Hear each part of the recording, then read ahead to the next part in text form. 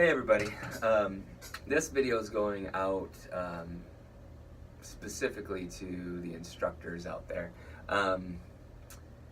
One of the biggest challenges that I think we have as instructors is getting people to come on board for that first lesson. Well, I should say stay on board after that first lesson, because people are usually interested, but it's how do we keep them, continuing on with lessons after that first one, especially when it comes to little kids, because in my experience, parents kind of have this back and forth about what they really want out of the lessons. They really want to get their kids educated on, the technique and the music theory and reading and all that stuff, as well as, being able to maybe move around the drum set and play songs and stuff like that. But they also want them to have fun, obviously, which is, at least in the beginning, can kind of be a tough balance. And sometimes it's hard for us to make the lessons fun for the kids. The kids need to feel like they're doing a good job and that they're doing something fun.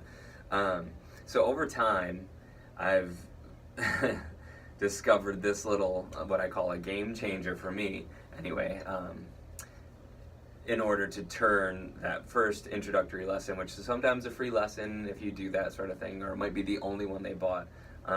This usually gets them to feel really good about the lesson and how they're doing, both kids and parents, and gets them to buy more lessons or continue on with their package. So I usually have them do some other stuff. Like, I have a whole checklist that I go through on that very first lesson, which I might share at some point, but not today. I'm just sharing my game changer secret, so hopefully this will come in handy for you guys. I go over some basic stuff with them, and then usually right about like the midpoint of the lesson, maybe a little bit earlier depending on how they do with the other stuff, I get into this. So I have them take their right hand, put it on the floor tom, left hand goes on the snare drum. All they're going to do is they're going to play this beat: 1, 2, 3, and 4. So 1, 2, 3, and 4. Bass, snare, bass, bass, snare. Very standard beat. Usually we hear it like this, right? But usually in the beginning they're not able to do that. We're lucky if they're able to do quarter note drum beat. But so nice and easy. 99% of the people that I work with are able to do that on the very, very first lesson, no matter how young they are, how rhythmically challenged they are, they can do that, okay? Now, the great thing about that is, they notice that right away. It's always the favorite drum beat, no matter what. There's never been a time when that hasn't been what they want to go back to at the end of the lesson, or on the next lesson, it's what they're playing when they first sit down. 1, 2, 3, and 4. Because they're playing an actual drum beat at that point. Now, depending on their level and how well they can execute that, you can adjust it a little bit, or just have them play that for a little while. So then they're having fun. They're actually playing a drum beat that sounds good. It sounds like a drum beat. The parents usually get a kick out of that too, because I have kids all the time that come in who have taken lessons, but they don't feel like they're really progressing. Automatically, they leave that one lesson playing something, or at least feeling like they've played something, or they've made some progress just in that one lesson. The parents go, "That's amazing, I can't believe we got them to play that." But it's really, for whatever reason, it clicks with them a lot easier than playing or 1, whatever it might be. This seems to work. Now, what I usually do after that, which makes it even more fun and more exciting for them, is I add a drum fill. So I just keep it real nice and simple. We do 16th notes around the drum set, 1, 2, and because no matter what, and everyone I have come in here can usually count to 4, right? 1, 2, 3, 4.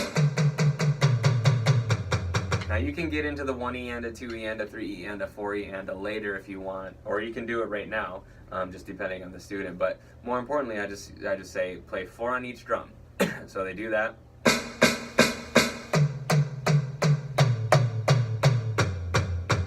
Great. See how they can handle that. If that's going really well, if you don't have to make any fine tune, like sometimes I have to tell them to get rid of the space in between the drums, because they'll go. So we have to kind of do a little bit of fine tuning, but if they're all good with that, next step is I add the crash cymbal. Okay, usually just the crash cymbal at first, and then if they get that, then we add the bass drum with the crash cymbal.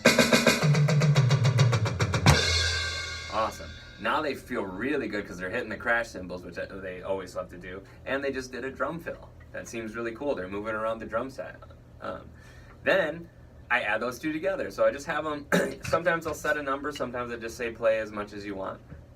Usually I'll say like play the drum beat 3 times and then do the drum fill, so it'd be.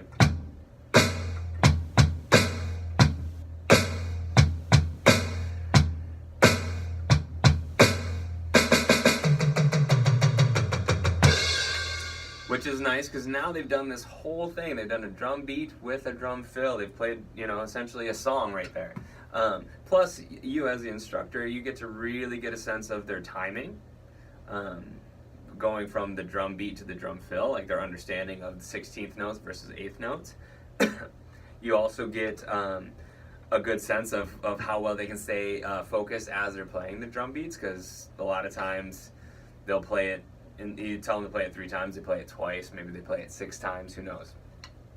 So you get a really good sense of that. And it's just, yeah, like I said, it's just fun for them. They feel like they're playing something, like an actual thing, which makes a big difference in the lessons and how they feel about the lessons, how they feel about how well they're doing. That makes them feel good. This builds confidence in the lesson. And then lastly, again, depending on your student, you can use that to start playing songs, okay? If they can't do the quarter note drum beat fast enough yet to play along, if the 8th note drum beat is nowhere near where it needs to be, use that. You can use it with just about anything. It doesn't have to match. I think that's where we get hung up too, is they say, oh, I want to play this song. So then we think that we have to get something that matches. It doesn't always have to match, as long as it's within the same world. We don't want to play that with a song that has a shuffle, or something like that. But, like I sometimes use Stressed Out or Heathens by 21 Pilots. Like, there's all these different songs that you can do that to, and then they just do this. Even if it's through the whole song, they still get a kick out of it because they're playing along with the song, where you might not have been able to do that if you're focused on playing a full drum beat, or if you're focused on playing the actual drum beat that's happening in the song. But that's it. Really, really simple, and then I'll throw that in the middle, and then we can go back, revisit stuff, and then we can go back to this again so that they feel good at the end of the lesson as well. But I'm telling you, it's been a game changer. It really has, because I don't think I've had a single person come in and take this introductory lesson that I put them through and not sign up for more lessons. And a lot of it has to do with that. A lot of it has to do with them being able to leave here playing something which makes them feel good and makes the parents feel good, or whoever's paying for their lessons. Makes it feel like it's worth it. So give it a try. Let me know what you think.